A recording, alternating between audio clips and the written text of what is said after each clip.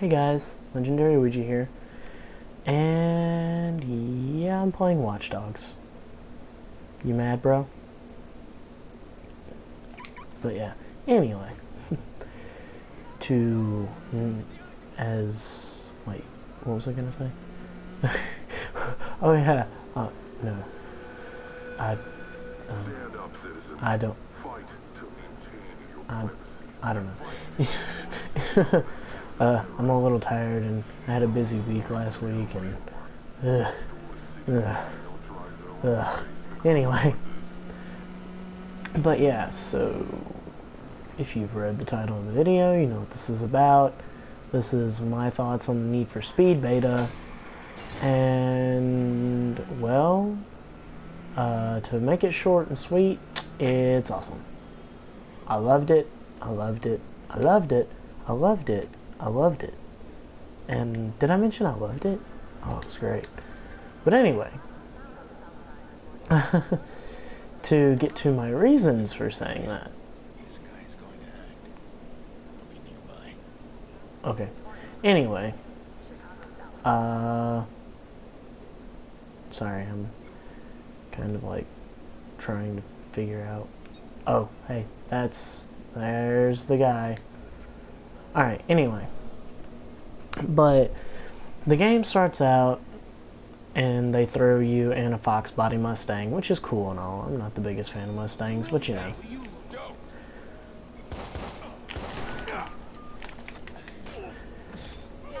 Ooh, wasn't. Crap, crap, crap, crap, crap. Do I have a jam comms? Yes, I do. Okay, never mind. Anyway, but I start you off in a Fox body Mustang, and you know, it's cool. I'm not the biggest fan of Mustangs, but you know, it's cool. It's nice, you know. You follow this guy to his garage, cutscene plays, story stuff happens, and you get your first pick of cars. Now, I don't know if this is going to be how it is, like, when the game fully releases, but your first pick of cars, you get the option to choose a 2000 Honda Civic Type R. I think it's like a 1990 Fox body Mustang or a 2014 Subaru BRZ. Those are your choices for your first car. I chose the Civic because VTEC for life. Bruh. No, I don't know. It's a hatchback. I drive a hatchback in real life, so I picked it. Anyway. So, you know, you do a few races. It's all cool. You know, you get to customize your car. The customization, even though it was pretty limited in the beta because you had to hit certain levels to unlock different parts, and the level cap was set a little low, so you couldn't really get all of it. Hey, I was just here. Anyway, you couldn't really get all of the parts that you wanted, so you know, a little bit limited in that sense. Sure you. Anyway, but yeah, you know, you couldn't really get all the customization parts, but it was nice. I had this awesome purple Civic with gold rims and stuff. Call me a racer, but it was nice, and it was fast, very fast. By the time I had upgraded the performance and everything, before I eventually sold it, the thing was out running Lambos, so it's pretty nice. But yeah, I mean, the selection of cars was nice. They had some classic JDM icons. You know, they had the Toyota AE86. Yeah, the AE86 is the old one. They had like the Skyline R32, the R34. They had the RX-7. You know, the model that everybody likes. They had like. They had a couple of cars I wasn't expecting. They had like a Volvo, an old like 70-something Volvo. They had the old Golf, like the old Golf. First gen Miata, or MX-5. I say Miata, just kind of instinctually, but MX-5. Man, they had so much. I mean, they even had newer cars. You know, they had Corvettes and Lambos and Ferraris and Camaros and Challengers, and great. They had the old Mustang, like a 65 Mustang. It was nice. But my second car ended up being a Supra. Sadly, the Supra that is in the game is not the super famous RZ model, it's the SZR, which is the naturally aspirated model, and the RZ was the turbo model.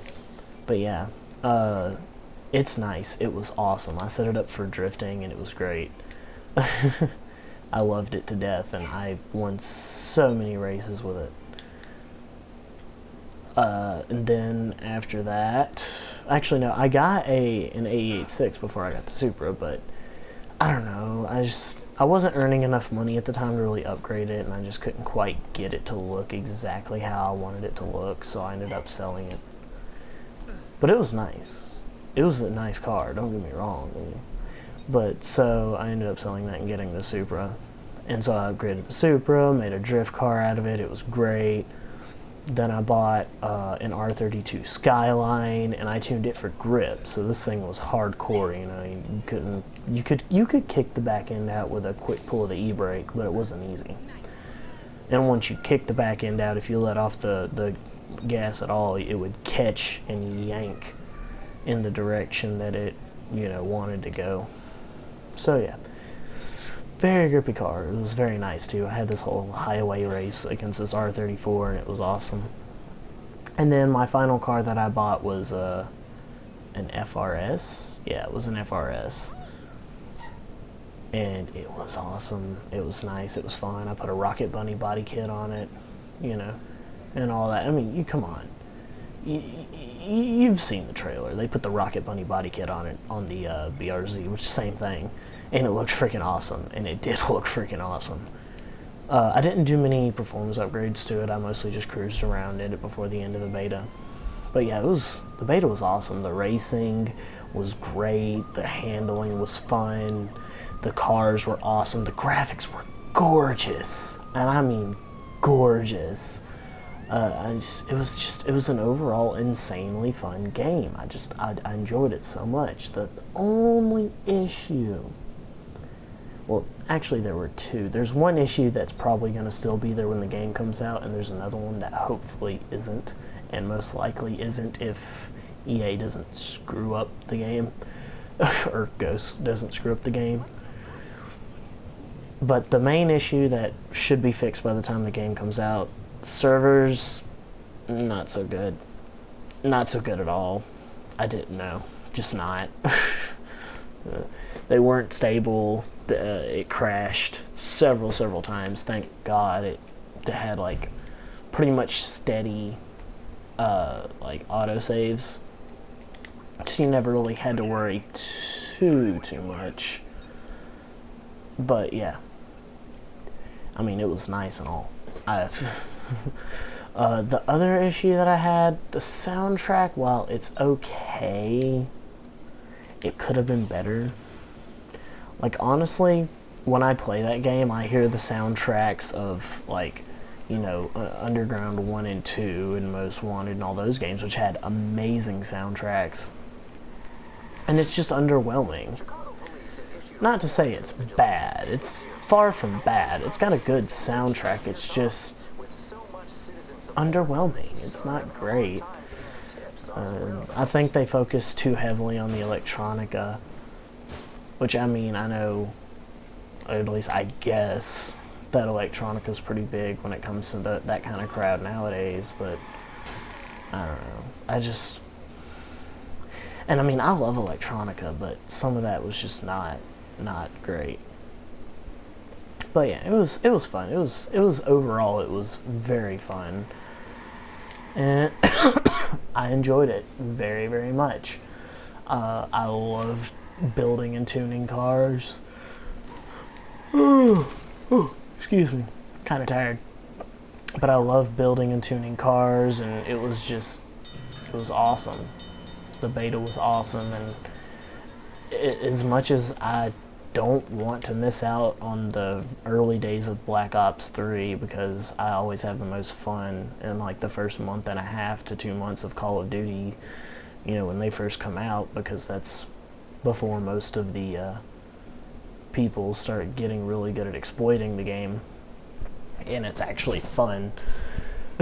by yourself, I mean, like, with other people. For me, Call of Duty is almost always fun because we talk trash to each other and all that, and it's fun.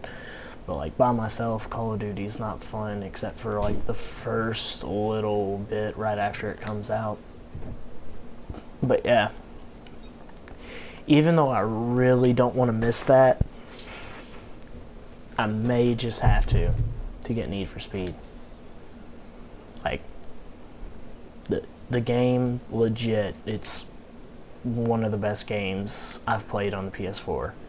And that's saying something, because, I mean, I've played The Last of Us Remastered, Watch Dogs, GTA 5, Battlefield, COD, which, debatable on how good those are.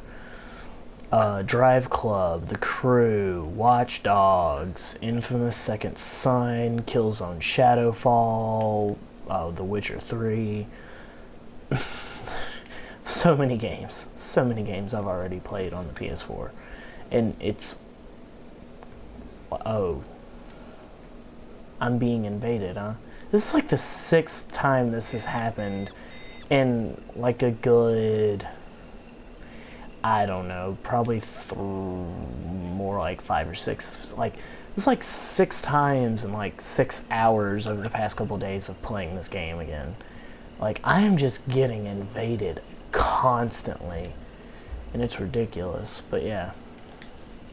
Look, game, you don't have to tell me how to profile the people around me. I know how it works.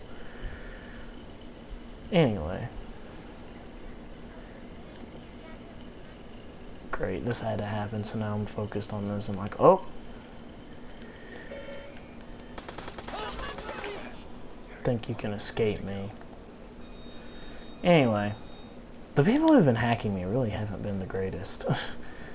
But yeah, anyway. But yeah, dude, the beta was just, it was great. As far as betas go, I'd give it a solid 8.5 out of 10, and only that low because of the server issues and the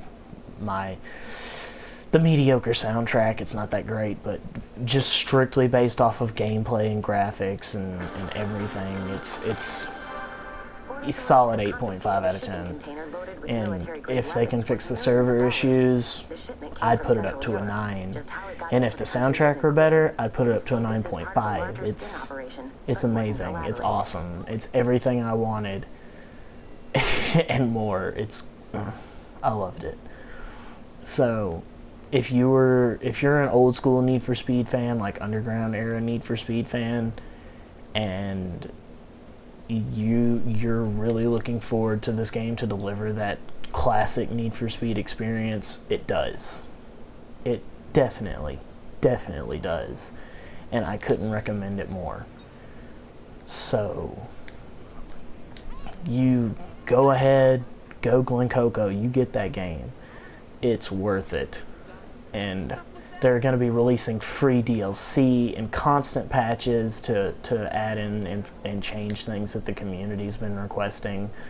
Like, one of the big things I wanted was for them to add in manual transmission, and I've heard news they're going to be doing that. So, you know, free DLC, constant updates to add in and change features to please the community. It's going to be great, okay?